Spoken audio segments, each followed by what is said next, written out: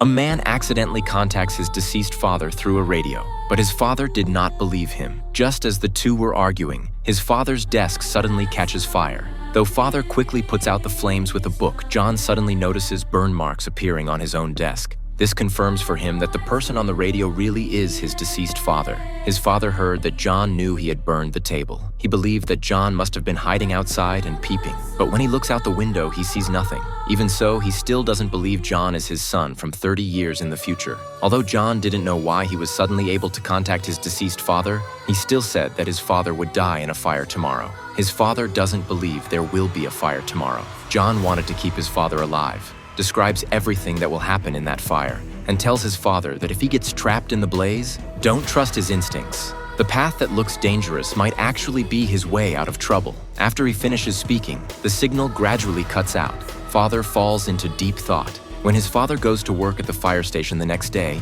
a fire alarm suddenly blares over the radio. He didn't have time to think twice and immediately prepared to join the rescue efforts. On the way there, he wonders if it's all just a coincidence. When he arrives at the scene, he realizes everything John said was true. Learning there are people trapped inside, he doesn't hesitate to enter. The warehouse is already engulfed in flames, with violent explosions going off constantly. Faced with these conditions, the other firefighters reluctantly retreat.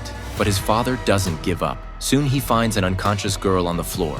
But just as he was about to leave on the cloud ladder, the aerial ladder malfunctions. He has to find another way out. Looking at one passage filled with flames and another filled with thick smoke, his instinct tells him to head toward the smoky passage. But then he suddenly remembers John's warning from the night before. In that moment, he chooses to trust John and turns back, walked toward the seemingly dangerous passage. Sure enough, he successfully escapes safely from the other side of the building, while the passage he initially chose explodes violently. At the same time, 30 years later, a new memory suddenly popped into John's mind. Those are all his memories with his father. John couldn't tell if the memory was real. He quickly asks his friend how his father died, only to be told his father died of cancer 10 years ago. John can't believe the past has actually changed. He says goodbye to his friend and immediately heads home. He searches through boxes for everything about his father, finally saw his father's heroic deed of risking his life to save a little girl in the newspaper. Back home, his father finally believes that John really is his son from 30 years in the future.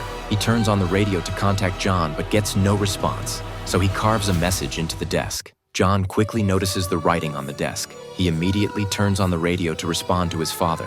They both believe this is an incredible miracle. John turns to look at their family photo. His father now appears in it. John shares all his experiences from these years with his father. They're both incredibly excited.